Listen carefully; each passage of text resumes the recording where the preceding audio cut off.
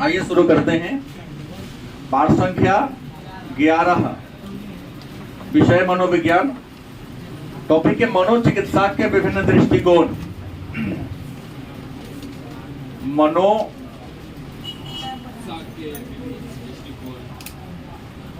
चिकित्सा के विभिन्न दृष्टिकोण। क्या पढ़ना है हम लोगों को? मनोचिकित्सा के विभिन्न दृष्टिकोण। पाठ संख्या 11। हमने पिछले 2 टॉपिक में पढ़ा था मनोवैज्ञानिक विकार या मानसिक विकार। विकार का शाब्दिक अर्थ होता है रोग। तो विकार या रोग के बारे में पिछले क्लास में हम लोगों ने क्या कहा था, पढ़ा था, जाना था। आज जानेंगे कि अगर मानसिक बीमारी व्यक्ति को हो जाता है तो उस व्यक्ति का उपचार किन किन विधियों से, किन किन तरीकों से किया जाता है। उपचार के कुछ विधियों के बारे में, मानसिक बीमारी के इलाज के कुछ विधियों के बारे में हम लोग चर्चा करेंगे। तो सबसे पहला प्रश्न होगा आपके मन में कि ये मनोचिकित्सा क्या है। मनोचिकित्सा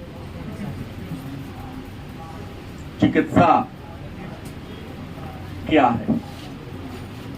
मनोचिकित्सा जिसका शाब्दिक अर्थ होता है मन का उपचार, मतलब चिकित्सा की वह पद्धति, चिकित्सा की वह विधि जिसमें मानसिक रोगियों के रोगों का समाधान किया जाता है, उपचार किया जाता है, उसे ही हम मनोचिकित्सा के नाम से। मनोचिकित्सा चिकित्सा की वह विधि है जिसमें मानसिक रोगियों के रोग का उपचार का मतलब क्या होता है? इलाज किया जाता है। क्योंकि मानसिक रोगी का व्यवहार सामाजिक परंपरा, सामाजिक विचारधारा के क्या होता है? विरुद्ध होता है, विपरीत होता है। तो उसका उपचार करके उस व्यक्ति को सामाजिक बना देना, उसके व्यवहार को क्या बना देना? सामाजिक बना देना, ताकि समाज में वह एक संयमित जीवन जी सके और सबके साथ अच्छा व्यवहार कर सके। देखिए, ये जो मनोचिकित्सा है, मनोचिकित्सा के अगर अंग की बात करें तो मनोचिकित्सा के मुख्य 2 अंग है। एक है सेवार्थी, पहला कौन है? और दूसरा कौन है? चिकित्सक।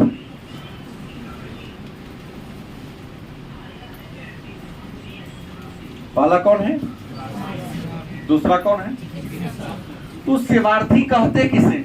तो सेवार्थी उस व्यक्ति को कहते हैं जिस व्यक्ति को सेवा की, सेवा मतलब यही इलाज से लिया गया है, वह व्यक्ति जिन्हें सेवा की अर्थात इलाज की जरूरत होती है, उस व्यक्ति को हम क्या कहेंगे? सेवार्थी कहेंगे। क्या कहेंगे? अच्छा, सेवार्थी को हम रोगी कह सकते हैं क्या? क्योंकि सेवा की या उपचार की जरूरत किसके पास है? रोगी के पास है। और दूसरा कौन है? उसको सेवा कौन देगा? चिकित्सक देगा। चिकित्सक मतलब डॉक्टर। तो मनोचिकित्सा में 2 व्यक्ति महत्वपूर्ण हैं। पहला कौन होगा? अर्थात रोगी। दूसरा कौन होगा? चिकित्सक। नहीं, तो मनोचिकित्सा मानसिक बीमारियों का इलाज करने वाली चिकित्सा की एक विधि है, चिकित्सा की एक पद्धति है। इस पद्धति के 2 विशेष अंग हैं, सेवार्थी और चिकित्सक। तो चिकित्सा के इस विधि में सबसे पहला काम क्या होता है? तो सेवार्थी वह चिकित्सक के बीच के क्या पढ़ना है? संबंध को पढ़ना है। मनोचिकित्सा में सबसे पहले किस बात का अध्ययन होगा? तो सेवार्थी और चिकित्सक के बीच का संबंध, देखिए जो एबनॉर्मल लोग होते हैं उसे सबका बिहेवियर, सबका काम, सबका व्यवहार उल्टा लगता है। उसको लगता है कि जो मैं करता हूं वही ठीक है, अब बाकी जो करता है सब क्या है, गलत है। समाज के हर व्यक्ति को अपना दुश्मन समझता है। गलत है कि सही? जो एबनॉर्मल इंसान होते हैं वह हर व्यक्ति को अपना क्या समझते, शत्रु समझते हैं। और सबसे बड़ा शत्रु समझता है डॉक्टर को। किसे समझता है? क्योंकि डॉक्टर दवा के साथ साथ अन्य प्रकार के भी, जैसे इंजेक्शन लगा देना, कई बार ज्यादा हो गया तब पैरों में जंजीर से ये कर देना, या उसको अलग कमरा में रख देना। गलत कि सही? कई बार ज्यादा हो गया तो बिजली का झटका भी दे देता है। तो कुछ ना कुछ तो उसके दिमाग में रहता है। तो याद देखेंगे जो साइकोलॉजिस्ट होते हैं ना, जो मेंटल चिकित्सक होते हैं, मरीज से एकदम आमने सामने बैठ के बात नहीं करेगा। उसके बिहेवियर का मूल्यांकन उसको अलग कमरा में बैठाएगा, इसके माध्यम से, कैमरा के माध्यम से उसकी बॉडी की ताक झाक मूल्यांकन करेगा। शीशा लगा दिया रहेगा, शीशा इतना स्ट्रॉन्ग कि उसे टूट ना सके, कि क्या पता बैठले बैठले प्रहार कर सकता है। अगर कभी सामने भी लाया तो बाकी जो डॉक्टर होते हैं अपना कुछ औजार टेबल पर रखते हैं, लेकिन मनोचिकित्सक के टेबल पर कोई औजार नहीं होगा। क्या पता उठा के कहीं डॉक्टर पर प्रहार कर दे। गलत कि सही? सही। तो प्रश्न है, उसका जो चेयर होता है एकदम चुस्त दुरुस्त, दगेगा, हिरकत कर रहा है, स्विच दबाएगा, चेयर में ही लॉक हो जाएगा। वो इस प्रकार का चेयर बना होता है। आपको चेयर पर बैठा दिया, डॉक्टर को लगेगा ये कुछ उल्टा सीधा करने वाला है, जहां बैठे हैं ना पूरा चेयर में स्विच उसके हाथ में है, दबा देगा, या तो वाइब्रेट कर देगा करंट का, ताकि तुम नॉर्मल हो जाएगा बॉडी, और नहीं तो ऐसा स्विच बना देता है कि उसमें तुम्हारा हाथ गोर सब क्या हो गया, बैठा लॉक हो गया सीट बेल्ट की तरह, उठाई हुए नहीं करेगा। और कुर्सी दबा हुआ, नट बोल्ट पर क्या है, कसा हुआ। तो सबसे बड़ी बात है कि दोनों में अच्छे संबंध। देखिए मनोचिकित्सक तब तक इलाज नहीं कर पाएगा जब तक दोनों के बीच दोस्ती वाला रिलेशन नहीं होगा। क्योंकि दुनिया की 80% मरीज की सबसे बड़ी समस्या है कि वो अपने अंदर घटने वाली घटना का सही सही ब्यौरा, सही सही विवरण डॉक्टर को नहीं बताता है। क्या मैं गलत बोल रहा हूं? और आप जब तक अपनी समस्या को सही सही किसी के सामने क्या करोगे, नहीं रखोगे, तो क्या तुम्हारी समस्या का समाधान हो पाएगा? कदापि नहीं हो पाएगा। आप लोग तो कम से कम नॉर्मल इंसान हैं। मैं आपकी बात कर दूं तो आप लोग भी टेस्ट में, शनिवार वाले टेस्ट में भी कुछ बच्चे चोरी कर लेते हैं। ताली बजवाने के लिए आएगा 70 नंबर, सर मेरा 100 नंबर आया। मैं देखने नहीं जाता हूँ, अरे तुम्हारे नाम पर मैं आई ताली बजवा दूंगा, लेकिन जीवन का ताली कौन बजाएगा? तुम्हारे नाम पर कोई बजाने वाला नहीं बजाएगा। ऐसा अपने बजाना पड़ेगा। गौरवी ने कहावत है, अपने मुंह मियां मिट्टू होना। क्या मेरे से तो खुद की प्रशंसा अगर खुद करते हैं तो बड़े थोड़ी नहीं। आप अच्छे तब है जब आपकी प्रशंसा कोई और करत। कुछ ऐसे आपके मित्र हैं नहीं, वो नंबरिंग में गड़बड़ कर लेता है, नंबरिंग देता ही नहीं है, और जो लिखा होकर सही है। हमने टॉप प्रश्न संख्या बोला 30वां का उत्तर ये होगा, और दूसरा में तो वो सही कर दिया, सॉरी होता है, पकड़ा लेके वो। हाँ ना, प्रश्न का में नाम होना चाहिए। तो प्रश्न यहाँ ये आया कि दोनों में अच्छे संबंध क्या करना पड़ेगा, स्थापना करने पड़ा। और अच्छे संबंध माने मित्रवत संबंध। पहले मनोचिकित्सक एबनॉर्मल व्यक्ति के साथ एक मित्र वाला संबंध बताता है, मिलेगा, हालचाल पूछेगा, नाम पूछेगा, और जब मित्रवत संबंध की स्थापना कर लेता है, लड़की लोग 2 बेंच खाली कर देगी पीछे से, लड़का लोग जा सकता है पीछे, आज बार खाली करो। मैंने कहा अच्छे संबंध की स्थापना करना। अब अच्छे संबंध की स्थापना करने का मतलब क्या है?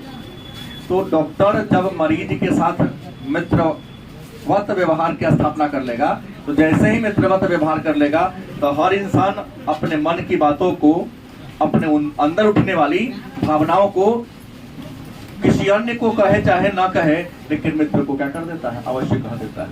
तो जब डॉक्टर आपके मन की सारी बातों को क्या कर लेगा, जान लेगा, तो गारंटी है आपकी भावना को जो समझ लेगा इलाज कर देगा कि नहीं कर देगा, कर देगा। अब सवाल है, तो मनोचिकित्सा का उपचार किन किन तरीकों से किया जाता है? तो याद रखेंगे, मनोचिकित्सा के उपचार करने के अनेक सारे विधियां हैं। पहला विधि है मनोवैज्ञानिक। पहला विधि कौन है? मनोवैज्ञानिक विधि से किया जाता है। और दूसरा तरीका क्या है? औषधि से। किसे? दवा के माध्यम से भी मानसिक रोग का इलाज किया जाता है, और नहीं तो मनोवैज्ञानिक तरीका से भी मानसिक रोग का इलाज किया जाता है। जैसे मानना है कि एकदम आप नॉर्मल इंसान हैं, अगर कोई चाह ले पूरी सोसाइटी के लोग, तो 1 महीना में आपको एबनॉर्मल बना देगा। गलत कि सही? आप जो काम करो, मोहल्ला के लोग टारगेट कर लेगा ना, तुम्हारा काम ये गलत है। हर तुम्हारे कार्य को, तुम्हारे हर एक्टिविटी, हर पॉजिटिव एक्टिविटी को अगर हम सब नेगेटिव सिद्ध करना शुरू कर दे, 2 दिन फर्क नहीं पड़ेगा, 4 दिन फर्क नहीं पड़ेगा, 5 दिन फर्क नहीं पड़ेगा, लेकिन 6ठा दिन फर्क पड़ेगा। लगता है शायद मैं गलत हूं। और ऐसे करते करते तुम्हारे मन में नेगेटिव विचारधारा क्या हो जाएगी, आ जाएगी, और तुम्हारा पूरा बिहेवियर नहीं नेगेटिव में चला जाएगा। इसलिए मैं बार बार बोलता हूं कि नेगेटिव सोसाइटी और नेगेटिव पर्सन से हमेशा क्या रहो, अलग रहो। जीवन में कुछ करना है तो, क्योंकि उसने जीवन में कुछ नहीं किया तो गारंटी है और तुम्हें भी कुछ करने नहीं देगा। गलत कि सही? दवा के द्वारा देखेंगे, जो एबनॉर्मल इंसान होते हैं उसको नींद नहीं आता है जल्दी। क्या जी? नींद नहीं आता है, भूख नहीं आता है, उसको ऐसी औषधि दे दी जाती है जिस औषधि के सेवन करने से उसको आता है नींद आ जाता है। तो औषधि के द्वारा भी, दवा के द्वारा भी, ठीक है। हाँ, अब है मनोचिकित्सा में चिकित्सात्मक संबंध की प्रकृति। चिकित्सात्मक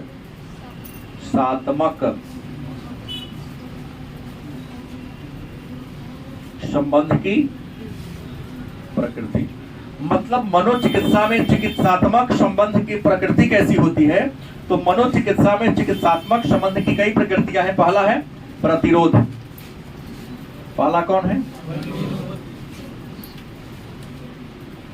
अब कहेंगे प्रतिरोध का मतलब क्या होता है? तो याद रखिएगा, प्रतिरोध, जो भी व्यक्ति एबनॉर्मल होता है, आपको समझने के लिए कह दूं पागल, उसकी सभी समस्या किससे होती है? अचेतन मन से होती है। किससे होती है? अचेतन मन का परिभाषा मैं पूर्व में दे चुका कि मन की वह अवस्था, जो चेतना का वह स्तर जिसका ज्ञान व्यक्ति को वर्तमान में कोशिश करने के बाद उसको ला, मतलब उसके जीवन में कौन सी घटना कब घटी, क्यों घट रही है, इसको सोचने, समझने और तर्क करने में व्यक्ति पूर्णतः क्या होता है? नाकामयाब होता है। प्रतिरोध के चरण मतलब जो मानसिक रोगी होता है ना, उसके दिमाग में कुछ नहीं रहता, खाली डिब्बा रहता है। और जो पूर्व में भी वह काम किया गया रहता है, कामों क्या होता है, वो तो अपने आप को खुद को भूल जाता है। कई बार अगर नहीं भूलता तो दीवार में अपने माथा क्यों पड़ता भाई? अब उसको खाने के लिए देते हैं कागज पर, वो नीचे रख के क्यों खाता है? ठंडी में उघाड़े बगवाता है, गर्मी में जैकेट पहन के घूमता है। देखिए ना कभी कभी अचेतन मन अपने आप को भूल जाता है। वो ये भूल जाता है कि हमारा गांव कौन है, हमारा समाज कौन है, परिवार कौन है। तो प्रतिरोध करता है। जब सब कुछ भूल जाएगा तो सबको, तो पशु के समान हो गया है ना वो, जानवर के, पशु क्या जानवर के समान हो गया है। तो सबके प्रति किसी को भी कुछ कह देगा ना, गलत कि सही? दूसरा है संक्रमण काल होता है। दूसरा कौन होता है? संक्रमण काल में क्या होता है? तो डॉक्टर और रोगी के बीच संबंध स्थापित करना होता है, लेकिन इस संबंध को स्थापित करने में डॉक्टर को एक सारी परेशानी झेलना पड़ता है। मैंने पहले ही कह दिया कि संक्रमण काल में जैसे किसी मानसिक रोगी को डॉक्टर के पास ले जाया जाता है तो प्रारंभिक अवस्था को संक्रमण काल कहते हैं, क्योंकि डॉक्टर भी नहीं समझ पाता ही इसका हरकत का ऐसा हो रहा है, क्योंकि न उसको खाने का टाइमिंग फिक्स है, न सोने का टाइमिंग, किस समय कौन सी घटना घटा देगा उसको। तो डॉक्टर तो पहले 7, 8, 10 दिन तक उसके एक्टिविटी को वॉच करता है, अलग रखकर अलग कमरा में बंद करके उसके बिहेवियर को क्या करता है, देखता है। तो 5-6 दिन देखेगा कि अमुक काम अमुक समय में दोहरा रहा है बार बार नहीं, क्योंकि जो पागल होता है उसका पागलपन भी हर समय तेज नहीं होता है, कभी कभी कुछ घंटों के लिए कुछ मिनटों के लिए नॉर्मल भी रहता है और बढ़िया बात बोलेगा वो। ऐसा फील किए हैं आप लोग? नहीं देखे नहीं है किसी को क्या? कभी कभी कुछ देर के लिए, अरे 24 घंटा में 1 मिनट ऐसा होता है उसके लाइफ में, उस समय हमारे और आपके जैसा क्या करेगा, वो बात करेगा। तो डॉक्टर क्या करता है संक्रमण के चरण में, जो एबनॉर्मल इंसान होता है, एबनॉर्मल व्यक्ति होते हैं, उसको अलग बंद कमरा में क्या करेगा, रखेगा और कैमरा की सहायता से रिकॉर्डिंग करके उसका हर एक्टिविटी को क्या करेगा, देखेगा। क्योंकि देखेगा तब पता चलेगा कि किस समय कैसा बिहेवियर वह करता है, क्योंकि वाच कर लेगा कि इतना बजे सुबह 6 बजे से सुबह 9 बजे तक उसका बिहेवियर क्या है, नॉर्मल है, देख लेगा 5-7 दिन तक। 7वां दिन अपने केबिन में बुलाएगा उसको, क्योंकि इस समय हरकत ना करता है। आज जान लेगा दोपहर के 12 बजे से दोपहर के 2 बजे तक उग्र रहता है, उसको क्या करेगा, अलग रखने का प्रयास करेगा। पागल को रांची में नहीं रखता है, अस्पताल में रखता है, और रांची के बगल में जगह के नाम है उसका। रांची तो झारखंड की राजधानी है, गलत कि सही? रांची के बगल में एबनॉर्मल इंसान का उपचार करने वाला एक बहुत बड़ा अस्पताल है, क्योंकि निकटवर्ती शहर सबसे बड़ा रांची है, तो लोग रांची कह देता है। रांची तो नहीं, रांची में खाली पागले रहता है, रांची में तो सब निम्न लोग रहता है उस अस्पताल में।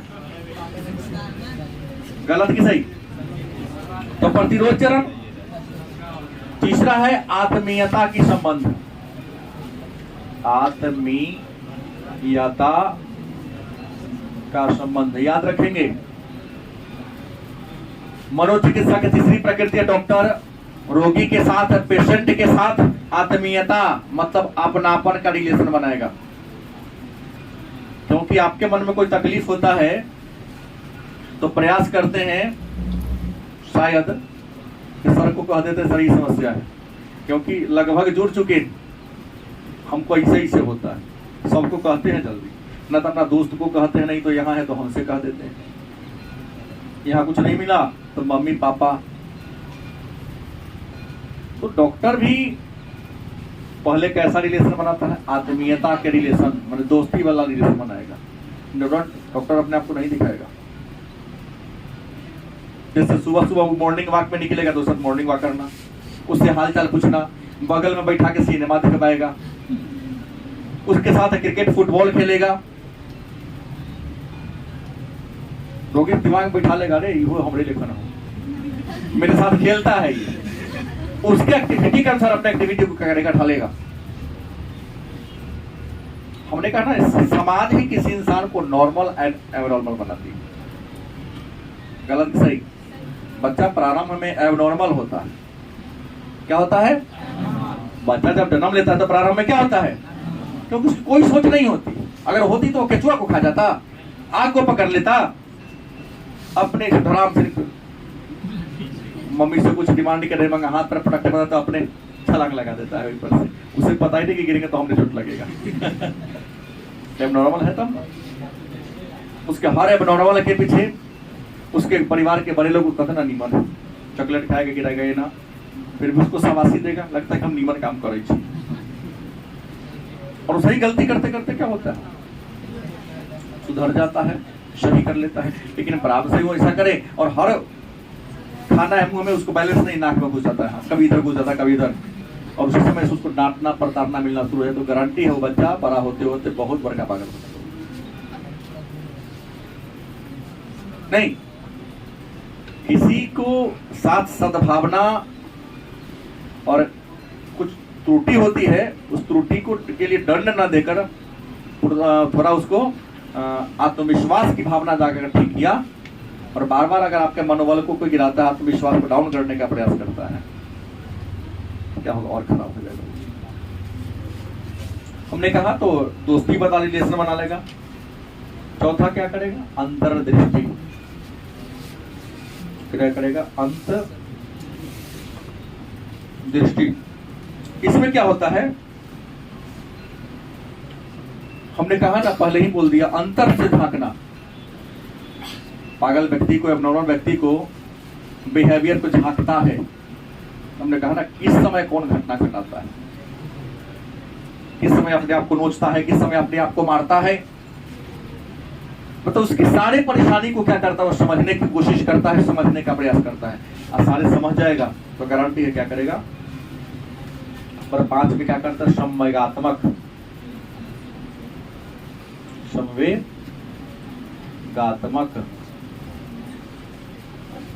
पुनर्शिक्षा। मतलब उसके संवेग को, भावना को जानेगा कि उसका मनोदशा सबके लिए खराब है कि अपनों लिए खराब है। क्योंकि कुछ लोग देखाती हो पागल होता, सही बोल रहा हूं। आपके अगल बगल में ऐसा लोग होगा जो कहता ना थे पगले थे, अरे शराब पी लिया है तो ये कर रहा है। तो शराब पी के अपने बाल बच्चों को गाली क्यों नहीं, दूसरे को क्या गाली देता है? ठीक बोल रहे ऐसा का तो भाई ना, तो ना पागल रियल में ना है वो। टारगेट मैं पहले बोला, टारगेट कर लेता है फलाना करी आवे के, क्योंकि शराब के नशा में अगर कुछ गड़बड़ी करेंगे और हमें कोई डांटेगा तो लोग कभी कैसे पी लेगा, कैसे लगेगा। क्या देखो, ऐसी कहानी है कि नहीं? तो प्रश्न ये है, उसके संवेग को, उसके भावना को क्या करना होगा? जानना होगा। अब है मनोव्याधिकी के मनोगत्यात्मक मॉडल। मनोव्याधिकी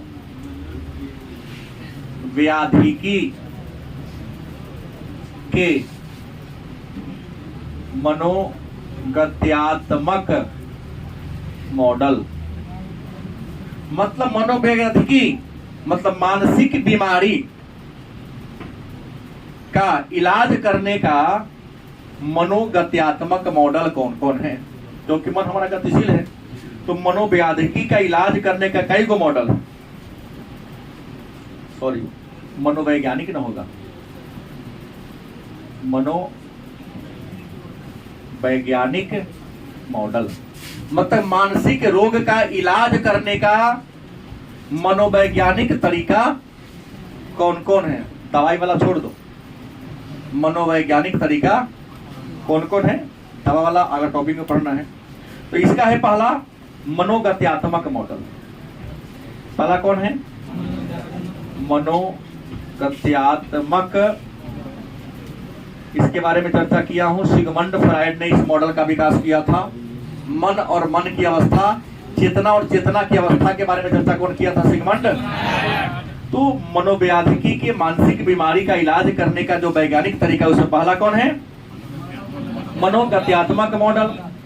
दूसरा भी पढ़ा दिया हूं, प्रपंचवादी मॉडल। प्रपंचवादी मॉडल, इसका दूसरा नाम भी है, क्या नाम है? सामाजिक शिक्षण मॉडल। सामाजिक यही ना है? अच्छा, कोई बात नहीं। संज्ञानात्मक व्यवहारवादी मॉडल, इसी का नाम है दूसरा, संज्ञानात्मक व्यवहारात्मक व्यवहारवादी मॉडल। तीसरा कहता है व्यवहारात्मक अथवा सामाजिक शिक्षण मॉडल। इसको ले लेते हैं, सामाजिक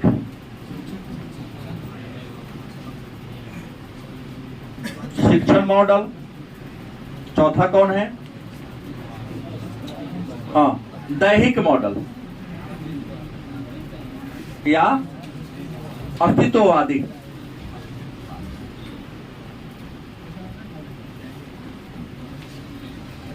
अस्तित्ववादी या दैहिक मॉडल मतलब मनोचिकित्सा के, मानसिक रोगी की रोग को दूर करने का कई मॉडल है। इसमें मनोगत्यात्मक मॉडल, इसका विकास भी सिगमंड फ्रायड ने किया है। प्रपंचवादी मॉडल, मैं बोल रहा हूं इसका भी सिगमंड फ्रायड ही है। और सामाजिक शिक्षण मॉडल, उसके बाद दैहिक और अस्तित्ववादी मॉडल। यहाँ अस्तित्व वाला तरीका है, तो पहले हम लोग पर एक चर्चा करेंगे मनोगत्यात्मक मॉडल। तो मनोवैज्ञानिक उपचार, मनोवैज्ञानिक विकार का उपचार करने का जो पहला मॉडल है, नाम क्या है? मनोगत्यात्मक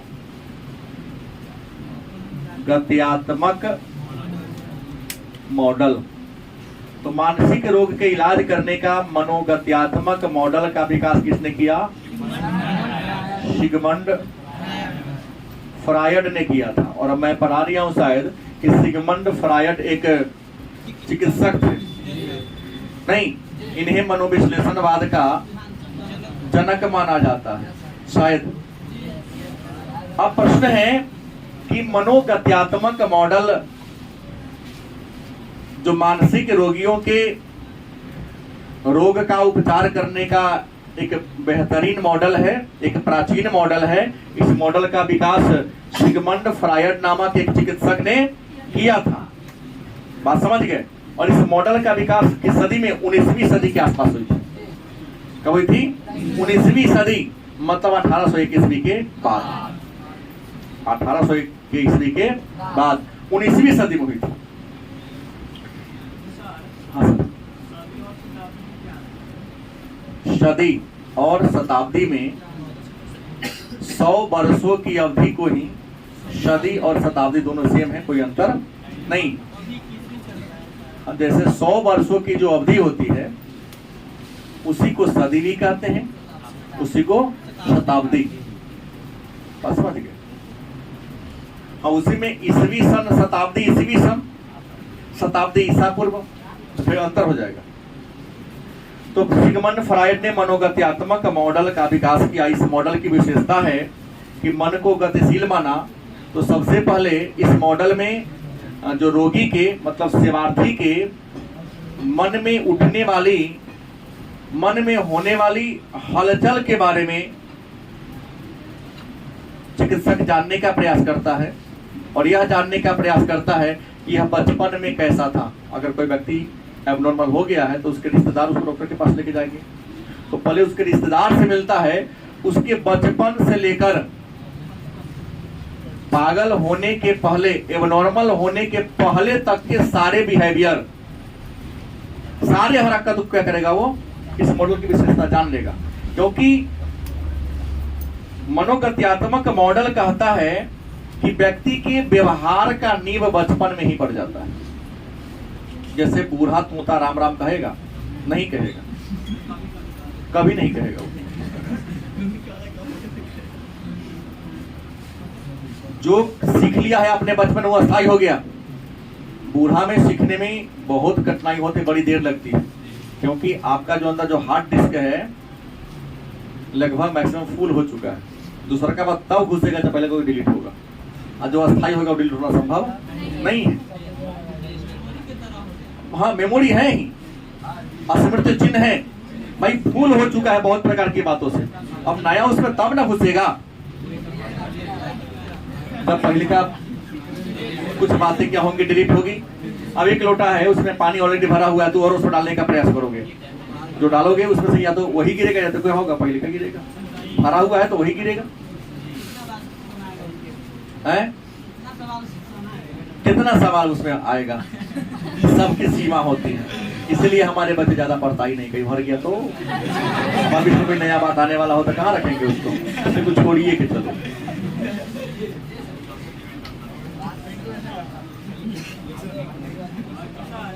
छोटा सा क्वेश्चन है अभिषेक से, खड़ा होइए।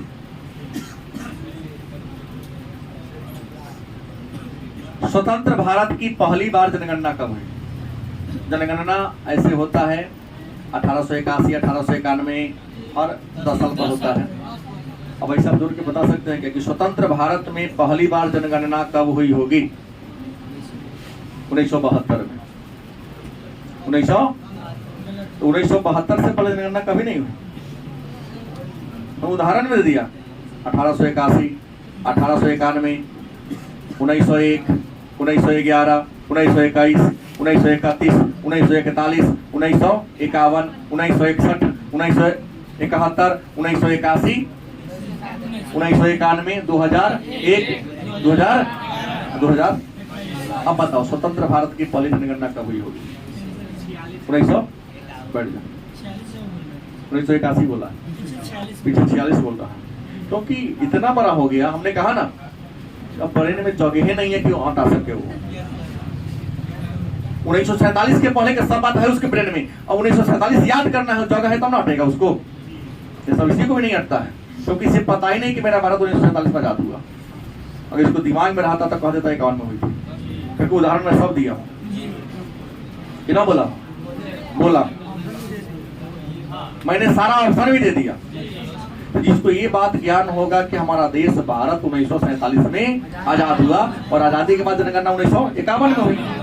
मैं तो ही तो प्रश्न किया था। ऐसे बहुत सारे महापुरुष हैं। 41 में इंडिया आजाद था, धरती के बोझ पे सही को दिमाग नहीं लगाता है। जाओ सरकारी विद्यालय में पढ़ रहा हूं, और जो है ना वो चल जाएगा।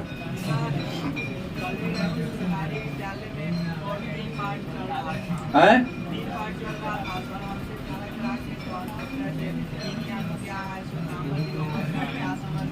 जवाब दिए कि हार गए।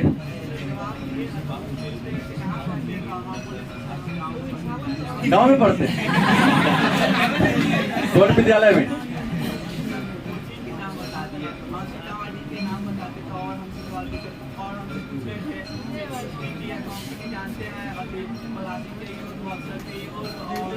मतलब एक ही बार 3 पाठ से लेकर 10 पाठ में।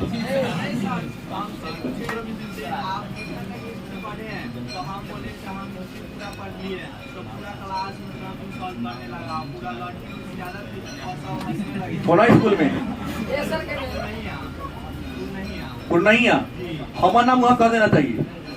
3 को विद्यार्थी चला है वहाँ, नाम कहने पर नहीं इंसल्ट करता, वो जान लेता। हो सकता है विद्यार्थी को मेरा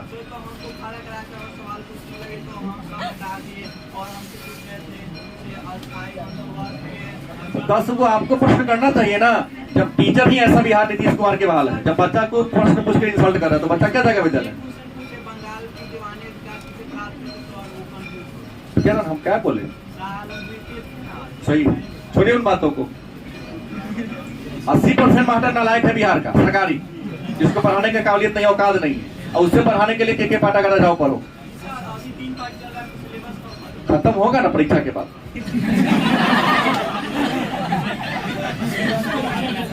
खत्म होगा सिलेबस, परीक्षा के बाद होगा। खेल लो, अगला साल देना। सारे बच्चों उसका वीडियो वायरल करो, तब नीतीश कुमार के पाटा क्या खुलेगा। कैसन का पाठ को बहाल मैं कर दिया।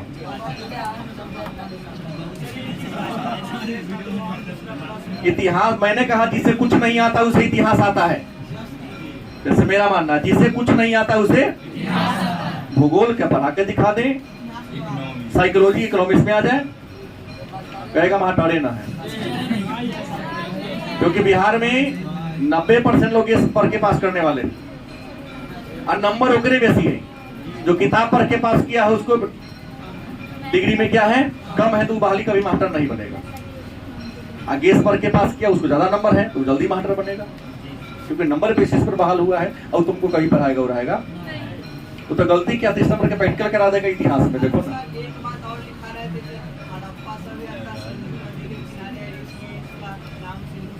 हाँ ठीक तो पढ़ाया।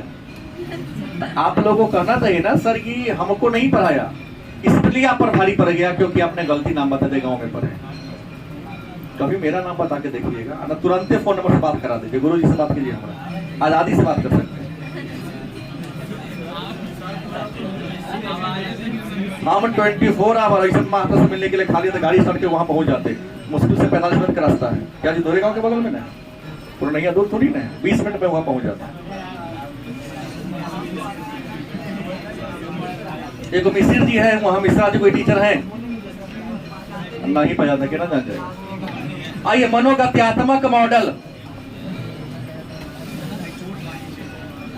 मनोगत्यात्मक मॉडल में कुछ विशेष बातें हैं। इसमें हम किन किन चीजों का अध्ययन करेंगे? तो मानसिक निर्धारण का, मानसिक मनोगत्यात्मक मॉडल में किन किन बातों का अध्ययन करेंगे? मानसिक निर्धारण। दूसरा पढ़ेंगे मानसिक संरचना। तीसरा है गत्यात्मक। पहला हमने क्या कहा? मानसिक निर्धारण। दूसरा हमने क्या कहा? मानसिक संरचना। मतलब यहां बात हुई कि सिगमंड फ्रायड ने जो मनोगत्यात्मक मॉडल दिया, इसकी कितनी अवस्था है? 2 अवस्था का। पहला कौन है? मानसिक निर्धारण। मतलब व्यक्ति के मन का निर्धारण कैसे होगा, मस्तिष्क का निर्धारण कहां होगा, कैसे होगा। तो याद रखेंगे, किसी व्यक्ति के मानसिक निर्धारण, उसके मन में उठने वाली बातों का निर्धारण उसके कहां हो जाता है? परिवार या समाज में हो जाता है। बच्चा वही प्रश्न करता है जिस प्रकार के सोसाइटी में जीता है वो, या जिस पुस्तक को वह पढ़ता है। गलत सही? आपका बुद्धि, मैंने पहले ही बता दिया, गाल्टन नामक विद्वान ने कहा था कि इंसान की बुद्धि उसके संस्कृति से ज्यादा कभी नहीं हो सकती, क्योंकि इंसान वही सोचता है जैसा संस्कृति में वो क्या करता है, जीता है, रहता है। गलत कि सही? तो डॉक्टर के बेटा डॉक्टर की तरह सोचता है, नेता के बेटा नेता की तरह सोचता है, इंजीनियर के बेटा इंजीनियर की तरह सोचता है। गलती कि सही? अपने कल्चर के अलावे, अपने संस्कृति और अपने आस पड़ोस के वातावरण के अलावे जहां पर उस सभी का सोच। अब तो दिल्ली में कुछ ऐसे चाय बेचने वाले हैं जो पढ़े लिखे नहीं, अंगूठा छाप है, लेकिन उसके यहाँ जो चाय पीने आता है सारा अंग्रेजी भरट्टेदार बोलता है। तो लिखने तो ना आता है, लेकिन धारा प्रवाह अंग्रेजी बोलता है, क्योंकि रह गया उस माहौल में है वो। आपके मस्तिष्क का निर्धारण आपके एनवायरमेंट में होगा। इसलिए कहता हूं कि अगर अच्छे लोगों के साथ रहोगे तो तुम्हारा मानसिक निर्धारण भी क्या होगा? गलत लोगों के साथ रहोगे तो। मैंने कई बार बोला, जीवन में सफल होने के लिए सकारात्मक सोच और सकारात्मक विचारधारा वाले लोगों की क्या रहो, साथ में। और ऐसे शिक्षक से बचने किसी के नहीं से कुछ नहीं आता है हमें, एक लाइन में, क्योंकि तुम डिमोशन में चल जाएगा। इससे तुम्हारे अंदर हीनता, क्योंकि तुम प्रश्न का उत्तर दोगे ना, सब हंसेगा, तुम्हारे अंदर क्या होगी? नकारात्मक विचारधारा आएगी। शायद हम गलत तो नहीं है, गलत तो है ना, क्योंकि तुम अभी बच्चे हो, तुम मैच्योर्ड, अभी सब हंसा, तुमको खराब लगा था, तुम प्रश्न कहे हमसे। अगर सब सपोर्ट करता तो तुम्हारा मनोबल क्या होता? और शिक्षा का काम है मनोबल बढ़ाना। देखिए, मैं नंबर उसी का काटता हूं जो हमेशा तेज होता है, जो बहुत कम जो है उसका नंबर मैं जल्दी नहीं करता हूं। क्यों? क्योंकि एक बार इसके नाम पर ताली बजवाएंगे ना, इसको मनोबल क्या होगा, बढ़ेगा, फिर दोबारा अधिक नंबर लाने का क्या करेगा, प्रयास करेगा। और जो ऑलरेडी 90% ला रहा है उसको तुमको सुधारना है ना। अब वो जान रहा है कि सर जी हमारा गलती करे तो हमको और सुधार लाना। और जो जानबूझ के कम नंबर ला रहा है उसको पहले ही काट लेंगे। हम कितनों पढ़े थे, हमारा कुछ होने वाला नहीं है। नहीं, तो हमने कहा कि सबको जानने के लिए एक अच्छा शिक्षक होना क्या है जरूरी है। कहाँ आपको दबाना है, कहाँ आपको उठाना है, ये हमको तय करना है ना। देखो, हम उसी का नंबर पिछला में कॉपी मांगा जिसका नंबर 250 से क्या था। हम कहे 100 आदमी दो दोबारा, हमने कहा 250 से पहले जो मात्रा साहब को सही कर दो, क्योंकि एक बार मनोबल बढ़ेगा, अगला बार वैसे नंबर लाने का प्रयास करेगा। पॉलिटिकल में लाया है कुछ बच्चा, हिस्ट्री में भी लाया है, न लाया है। तो ऐसे लोगों से क्या करना है, विद्यालय में जाना है, आराम से कभी कोना पर अपन किताब लेके पढ़ना है, क्योंकि जो पढ़ाएंगे तो उनसे पास होने वाले आप नहीं। बात समझ गए? तो मानसिक निर्धारण कहाँ होगा? आप जिस इन्वायरमेंट में रहते हैं, जिस सोसाइटी में रहते हैं। तो मानसिक निर्धारण तुम्हारा अच्छा हो क्या जी, इसमें जरूरी क्या, अच्छे इन्वायरमेंट में रहो। क्योंकि रामायण में वाल्मीकि जी ने भी लिखा, रामचरितमानस में गोस्वामी तुलसीदास ने भी लिखा कि 60 सुधर ही सतसंगति पाई। बुरा इंसान भी अच्छे लोगों की संगति पाकर क्या होता है, सुधर जाता है। और याद रखो, तुम अच्छे लोगों के साथ रहोगे तो समाज में तुम्हारी छवि कैसी बनेगी, और गलत लोगों के साथ रहोगे तो छवि कैसी बनेगी। मैं उदाहरण दिया कई बार, अगर आप दूध पी रहे हो लेकिन तारी के दुकान के सामने खड़ा होकर पियो तो लोग क्या कहेगा, तारी पियो लेकिन दूध के सामने पियो, क्या कहेगा। तो इससे क्या सीख मिली कि अच्छी जगह पर अच्छे लोग के साथ रहोगे तो तुम्हारे बारे में समाज का सोच क्या होगा। लेकिन तुम कितना भी अच्छा हो लेकिन गलत जगह पर जाके खड़ा हो जाओ, नहीं, भरोसा नहीं है। तरिंग बांध के उस साइड एक मोहल्ला है, मरताई पट्टी का उस साइड, वहां जाके दो दिन खड़ा हो, कोनो गांव के लोग तो देख लिया, पापा के जाके कह देगा रेड लाइट एरिया जिसको कहते हैं, तुम्हारे पापा के बउआ रे पढ़ने चला सीतामढ़ी जाओ। अलग बात, तुम किसी कारण से नहीं जाते, घूमने चल गए, क्योंकि बेस्याओं का वह मोहल्ला है, वहां अच्छे लोग क्या होते हैं, जाते हैं क्या, 4 दिन वहां तो जाओ ना घूमने, किसी कारण किसी दूसरे से उस रास्ता से मिलने चल जाओ। अगर गांव का लोग देख लेगा तुम्हारे पिताजी को जाके, तो बेटा पढ़ ले लो, बुला लो, गलत कि सही। तो जगह भी जाने का चयन तुमको करना है। मानसिक संरचना की बात करते हैं तो ये जो मानसिक संरचना है इसके कई मॉडल है। मानसिक संरचना के कई मॉडल है। पहला है आकारात्मक मॉडल, आकारात्मक मॉडल, इसको भी मैंने पढ़ा दिया है। आकारात्मक मॉडल के कितने भाग हैं, 3 भाग है, जो उम्मीद है मैं आपको पढ़ाया हूं। पहला कौन है, चेतन मन, चेतन मन, सॉरी, दूसरा क्या है, उपचेतन मन, उसी को अर्थ कहते हैं। और तीसरा कौन है, अचेतन मन। मतलब मन के, अगर प्रश्न 5 नंबर में कई बार पूछा गया कि मन के आकारात्मक मॉडल पर प्रकाश डाले, तो मन के आकारात्मक मॉडल कितने हैं, चेतन मन। नहीं, यह वैसी अवस्था है जिसमें कोई बात मनुष्य के ज्ञान में रहता है, स्मरण में रहता है, तुरंत प्रश्न कर उत्तर दे देगा। जैसे बिहार के राज्यपाल राजेंद्र विश्वनाथ आर्लेकर, गलत कि सही, ये तो अबे करता फिक्स प्रश्न, तुम्हारे गुरुजी नहीं बताएंगे इसका नाम, गारंटी है इसकी। है जगदीप धनकर भारत के उपराष्ट्रपति महोदय। उपचेतन मन या अर्धचेतन मन की वैसी अवस्था है जिसमें व्यक्ति के वर्तमान चेतना में नहीं रहता लेकिन कोशिश करने पर बात याद, इसको मन की दूसरी अवस्था भी कहते हैं। इसको पहली अवस्था, तीसरी जो चेतना से पूर्णता क्या हो गया है, विलुप्त हो गया, कोशिश करने पर भी तुम्हारे दिमाग में आने वाला। तो मन के आकारात्मक मॉडल और तुम इसमें डाल देगा, इसमें कौन मन के आकारात्मक मॉडल है, तो 3 गो है, चेतन मन, अर्धचेतन या उपचेतन मन, तीसरा, ये 3 गो याद रखो ना, यहां से प्रश्न भावे करता है। दूसरा है गत्यात्मक मॉडल, दूसरा कौन है, गत्यात्मक मॉडल। और गत्यात्मक मॉडल भी कहता है कि मन जो है ना, इसकी 3 अवस्था है गत्यात्मक मॉडल के अनुसार ही। पर आ दिया ये भी, ईडम, दूसरा अहम, तीसरा कौन है, हमने कहा ईड जो सुख के सिद्धांत पर काम करता है। काम वासना की भावना इस बच्चे में बहुत ज्यादा होती है। ये नैतिकता और सामाजिकता कोई देखता होता, उसको तत्काल संतुष्टि चाहिए, चाहे रास्ता अलग गलत हो, चाहे इसे उसको मतलब अहम। शुरुआत ईड से होता है लेकिन याद रखिएगा यह नैतिकता को देखता है, किसी काम करने से पहले देखता है कि लोग हमको क्या कहेगा।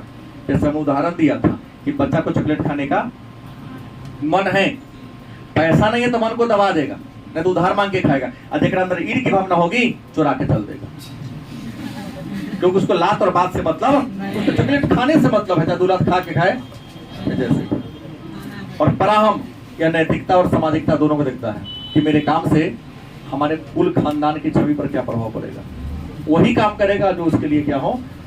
हर काम को करने से पहले अपने माता पिता, समाज, पड़ोसी और अपने अस्तित्व को ध्यान में क्या करेगा, रखेगा। और यही रक्षात्मक रचनाएं। तीसरा कौन है, रक्षात्मक रचनाएं मन में होगा। ये रक्षात्मक रचनाएं क्या हैं? तो ईद अहम और पराहम के विरोध के कारण हमारे मन में संघर्ष होता है। तो हमारे मन में, चाहे आपके मन में जो संघर्ष होता है, उस संघर्ष को दबाने के लिए जो हम प्रयास करते हैं उसे कहते हैं रक्षात्मक रचनाएं। भाई ईद अहम और पराहम के कारण आपके मन में संघर्ष होगा ना। एक बार चॉकलेट खा लिया, लेकिन नैतिक पर न खाया, जो खा लिया खुश, न खाया दुख होगा। हम चुरा लेते तो नहीं होगा, लेकिन चुराएगा नहीं, वो मन में सोच लेगा, नहीं करेगा, जानता है हमारे बाप मातारी के नाम कैसा है, तो ये अपना व्यक्तित्व कहीं हमको चोर कहेगा तो अपने सम्मान को ध्यान में। वह तो ईद अहम और पराहम के कारण हमारे दिमाग में संघर्ष चलता है, द्वंद चलता है। उस संघर्ष से अपने आप को बचाने के लिए जो हम उपाय करते हैं उसी को कहते हैं रक्षात्मक रचनाएं। और चौथा में है विकासात्मक। क्या है? विकासात्मक अवस्थाएं। और यो पढ़ा दिया हूं, याद है। और इसका विकास सबका तो सिगमंड फ्राइड है। और सिगमंड फ्राइड ने कहा था 5 गो अवस्था है। एक में कौन है? मौखिक अवस्था, बच्चा सब सुख मुख से लेता है। दूसरा गुदीय अवस्था, इस अवस्था में बच्चा को मलमूत्र त्याग करने का सिखाया जाता है। तीसरा हमने कहा था यौन प्रधान अवस्था, वही इडिपस ग्रंथि और इलेक्ट्रा ग्रंथि, याद होगा, जिसमें 4-5 साल में होता है। लड़की अपने पिता से प्रेम करती है, लड़का अपने माता से प्रेम करता है। और जो 5वां है अव्यक्तावस्था, क्या जी? अपने भावनाओं को नहीं कह पाएगा। और 7वां जो है जननेंद्रिय अवस्था। तो ये जो सिगमंड फ्रायड ने मनोगत्यात्मक मॉडल दिया, सिगमंड फ्रायड नामक विद्वान ने जो मनोगत्यात्मक मॉडल दिया, मनोगत्यात्मक मॉडल के 2 रूप हैं, मानसिक निर्धारण, मानसिक संरचना। मानसिक निर्धारण मतलब इंसान के मस्तिष्क का निर्धारण कहाँ होता है? सोसाइटी में होता है। तुम जैसे सोसाइटी में रहोगे तुम वैसे के बनोगे, गारंटी है। मंदिर में रहने वाला तोता पिंजरा में बंद है लेकिन राम राम कहता है, उसी तोता को मस्जिद में रखो अल्लाह अल्लाह कहेगा। एक मैना है, एक पक्षी है, हाँ, उसको भी रखो बंद कर, तो उसको जो सीखेगा, जो तुम बोलोगे ना घर में वही बोलेगा। तोता के नहीं, तोता से अलग है, तो उससे डबल होता है, वो नाम उम्र के सब बुलाएगा।